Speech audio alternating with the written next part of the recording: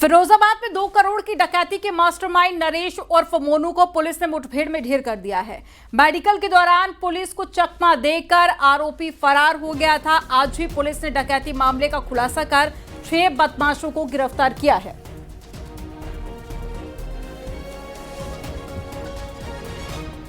तो एक बड़ी खबर आपको बता रहे हैं, 2 करोड़ की डकैती का ये पूरा मास्टरमाइंड था जिसे पुलिस ने गिरफ्तार किया। उसके बाद में भागने की कोशिश कर रहा था और पुलिस ने एनकाउंटर में ये ढेर हो गया है। पूरे मामले को लेकर जांच पड़ताल जारी है। इसके साथियों को भी पुलिस ने गिरफ्तार कर लिया है। पोस्टमार्टम के लिए शव को भेजा गया है और जांच की जा रही है।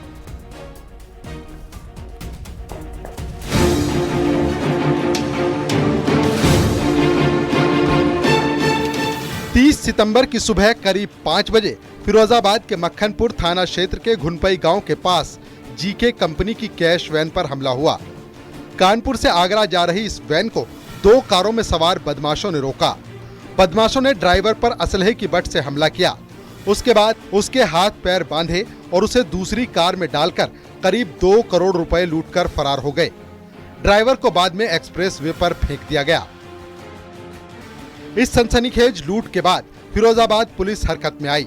6 विशेष टीमों का गठन किया गया, जिनमें एसओजी, सर्विलांस, मक्खनपुर, शिकोहाबाद और रामगढ़ थाने की टीमें शामिल थीं।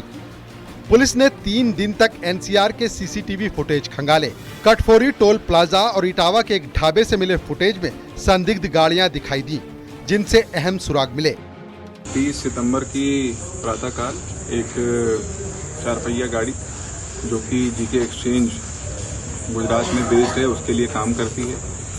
इसके एक ऑपरेटर हैं, ड्राइवर हैं दीना जी, उनके द्वारा कानपुर से आगरा भारी मात्रा में कैश अपने गाड़ी के सीक्रेट कंपार्टमेंट में लेकर के जा रहे थे। 30 सितंबर की सुबह में थाना मक्खनपुर क्षेत्रांतर्गत हाईवे पर 2 4 पहिया गाड़ी में सवार अज्ञात बदमाशों ने इनकी गाड़ी को रोक लिया, इनको मारा पीटा, इन्हें बंधक बना लिया और अपनी एक गाड़ी में भर लिया तथा अन्य बदमाशों ने जो सीक्रेट कंपार्टमेंट था उसमें से जो भारी मात्रा में कैश था उसे लूट के फरार हो गए। गिरफ्तार अभियुक्तों में मुख्य आरोपी गैंग लीडर नरेश बड़ा अपराधी है। उसके खिलाफ दिल्ली, फरीदाबाद और गाजियाबाद में लूट, डकैती, आर्म्स एक्ट और एनडीपीएस एक्ट समेत 7 मुकदमे दर्ज हैं। पुलिस ने खुलासा किया कि नरेश 2012-13 में गुजरात की एक हवाला कारोबार करने वाली कंपनी के साथ जुड़ा। वहां से उसको इस तरह के कामकाज की जानकारी हुई। इसके बाद इसने कानपुर देहात में 1.25 करोड़ रुपए और फिरोजाबाद के टूंडला में 25 लाख रुपए की लूट की थी, जो कि हवाला के जरिए ले जाई जा रही रकम थी। उन दोनों मामलों में केस दर्ज नहीं हुआ। इसके चलते इसके हौसले बुलंद हो गए। लेकिन पुलिस की इस कार्रवाई ने अपराधियों के मंसूबों पर पानी फेर दिया। कुल 6 टीमों का गठन किया गया था, जिन्होंने हाईवे पर, टोल पर सीसीटीवी कैमरों को खंगाला, उससे जो गाड़ियां थी उन्हें ट्रेस किया तथा विस्तृत तहकीकात के बाद में आज पुलिस को एक सफलता मिली है, जिसमें कुल 6 अपराधी, जिनके पास से एक 4 पहिया गाड़ी तथा 1 करोड़ 5 हजार रुपए आज बरामद हुए हैं। इनसे विस्तृत पूछताछ निरंतर चल रही है। और बताते हैं कि गैंग लीडर नरेश इस वारदात को अंजाम देने के लिए 1 साल से प्लान कर रहा था। उसने कई बार रकम के आने जाने की रेकी की थी। इसी रेकी के बाद उसने गाजियाबाद जेल में बंद रहने के दौरान मिले तुषार और दुष्यंत से संपर्क किया। तुषार और दुष्यंत ने अपने नजदीकी कई अपराधियों को इस वारदात के लिए तैयार किया। इसके बाद इन्होंने वारदात को अंजाम दिया। लेकिन सीसीटीवी फुटेज में अपराधियों की कारस्तानी के निशान मिलते ही पुलिस ने शनिवार सुबह पायनियर पुल के पास से नरेश और उसके साथियों को धर दबोचा।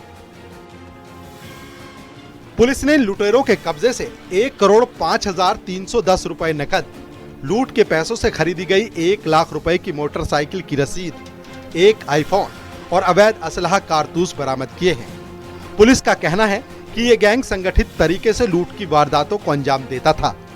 गिरोह के बाकी सदस्यों की तलाश जारी है। पुलिस की इस कार्रवाई ने एक बार फिर साबित कर दिया कि अपराधी कितने भी शातिर क्यों ना हो, कानून के हाथों से बच नहीं सकते। Bureau report, news 18।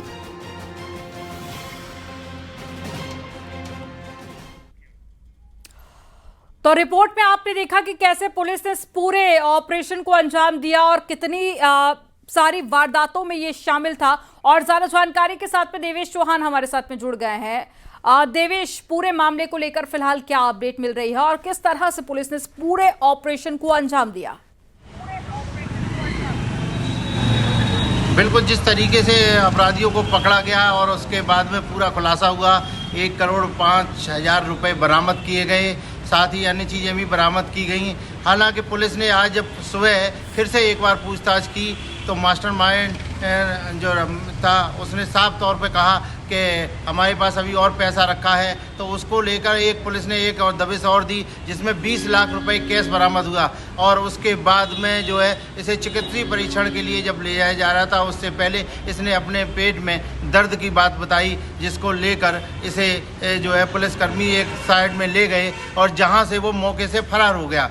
हालांकि देर शाम तक इस मामले में पुलिस ने कई टीमें पहले से दिन में गठित कर दी थी और लगातार चेकिंग चल रही थी। और उसके बाद में आगरा डीआईजी ने इस पर 50,000 रुपये का भी इनाम घोषित कर दिया था। और शाम लगभग 8 बजे के करीब पुलिस एनकाउंटर होता है और उस एनकाउंटर में अपराधी की मौत हो जाती है, जिसे अस्पताल लाया गया जहां उसे मृत घोषित कर दिया गया।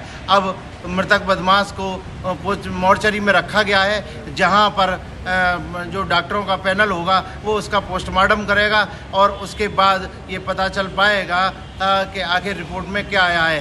बहरहाल पुलिस ने उसके पास से एक तमंचा और कारतूस और अन्य चीज़ों के साथ 20 लाख रुपए नकदी भी और बरामद की है।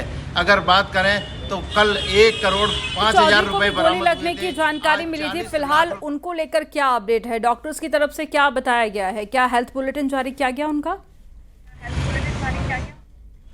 नहीं, अभी मुठभेड़ हुई है थोड़ी देर पहले, तो अभी उसका सब मोर्चरी में रखा गया है और इसके बाद अब डॉक्टरों का जो पैनल बनेगा उसके बाद ही पता चल पाएगा। हालांकि अभी जो है इसकी कोई बात नहीं हुई है कि वो उसका पोस्टमार्टम कितनी देर में होगा, लेकिन पुलिस अधिकारी अनुज चौधरी का मैं यहाँ पर जिक्र कर रही हूँ, उनको भी गोली लगने की जानकारी मिली थी। बुलेट प्रूफ जैकेट उन्होंने जरूर पहनी हुई थी, लेकिन जानकारी थी कि उन्हें भी गोली लगी है। फिलहाल क्या अपडेट है उनको लेकर? बिल्कुल, जिस तरीके से जो मुठभेड़ हुई थी उसमें एक SHO रामगढ़ हैं संजीव दुबे, उनको वो भी घायल हुए थे और उसके साथ ही SP ग्रामीण अनुज चौधरी के भी गोली लगी थी, लेकिन वो ब्लड प्रूफ जैकेट पहने थे, उस जैकेट में गोली लगी है। उसके बाद लेकिन हालांकि उनको अन्य किसी तरीके की चोट नहीं लगी है। जो गोली थी वो उनकी जैकेट में फंस गई थी, जिससे उनकी जान-माल की सुरक्षा हुई और वो स्थिति ठीक है और संजीव दुबे अभी अस्पताल में इलाज करा रहे हैं। जी बिल्कुल। और फिलहाल जांच को लेकर क्या अपडेट मिल पा रही है? क्योंकि कुछ और भी साथी, जैसे कि आप यहां पर जिक्र कर रहे थे कि कुछ और भी बदमाशों को पुलिस ने गिरफ्तार कर लिया है, उनसे भी पूछताछ की जा रही होगी। फिलहाल जो पूरी वारदात थी, क्योंकि काफी बड़ी ये घटना थी, इसको लेकर क्या कोई बड़े खुलासे अभी तक हुए हैं? क्योंकि पुलिस ब्रीफिंग भी करने वाली थी, तो उसको लेकर क्या अपडेट है? बिल्कुल, जिस तरीके से पुलिस को कल लग रहा था, हालांकि 1 करोड़ रुपए की लगभग धनराशि जो है बरामद हो चुकी थी, लेकिन पुलिस को लग रहा था कि अभी और जो धनराशि है वो कहीं ना कहीं हम लोग बरामद कर लेंगे, जिसको लेकर उन्होंने कई टीमें बना रखी थी। और जो 3 अपराधी और जिनके नाम प्रकाश में आए हैं, उन तीनों की गिरफ्तारी के लिए पुलिस लगी हुई थी। हालांकि आज पुलिस ने इसमें एक नई चीज़ हुई है, इसमें 40 लाख रुपये और नकद बरामद हुए हैं।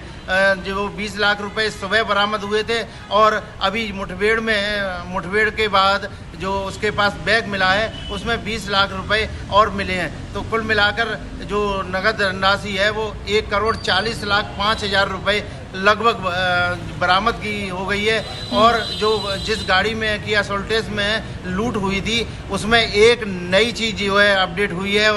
उसमें जो ड्राइवर जो सीट थी उसके अंदर एक खुफिया जो है डिग्गी बनाई गई थी। उस खुफिया डिग्गी में जो है रुपया रखा था, तो ऐसे में अभी भी कई चीज़ें और खुलासा होना बाकी है। हालांकि इसके जल्द उम्मीद है कि पुलिस अधीक्षक सौरभ दीक्षित ने बताया है कि इसमें नई अपडेट अभी देर रात तक कुछ और अपडेट होने की उम्मीद जताई है और कहा है कि अगर जितना पैसा होगा वो पूरा हम रिकवर करेंगे। साथ ही जो टीमें हैं अभी भी लगी हुई हैं, चूँकि इसमें 3 लोगों के नाम और जो प्रकाश में आए थे, जिसको लेकर अभी भी पुलिस जांच में जुटी है। जी तो फिलहाल पुलिस पूरे मामले को लेकर जांच पड़ताल कर रही है। यहाँ पर देवेंद्र, ब्रीफिंग होने वाली थी पुलिस की तरफ से, क्या ऑफिशियल तौर पर जानकारी कोई पुलिस कर्मियों की तरफ से अभी तक साझा की गई है? अभी थोड़ी देर पहले ही पुलिस अधीक्षक सौरभ दीक्षित ने प्रेस रिलीज किया और उसमें बताया कि इस पे 50,000 रुपये का इनाम भी डीआईजी आगरा की तरफ से दिन में घोषित कर दिया गया था। कई थानों की टीमें लगी थी, हर थाना क्षेत्र में चेकिंग अभियान लगा था और गाड़ियां चेक की जा रही थी। चूँकि ये बड़ा शातिर अपराधी है, जिसको लेकर कहीं ना कहीं अंदेशा था कि कोई बड़ी घटना और न हो जाए, जिसको लेकर इसको पकड़ना ही था और ये पुलिस अभिरक्षा से भागा था। तो पुलिस के लिए बड़ी चुनौती थी, लेकिन जैसे ही इसको जो है पुलिस ने देखा, पुलिस की टीम ने देखा, तो उस पर फायरिंग कर दी और उसकी जवाबी कार्यवाही में पुलिस ने जो ठीक है देवेंद्र, आप पूरे मामले को लेकर नजर बनाए रखिएगा। जानकारी देने के लिए बहुत शुक्रिया आपका।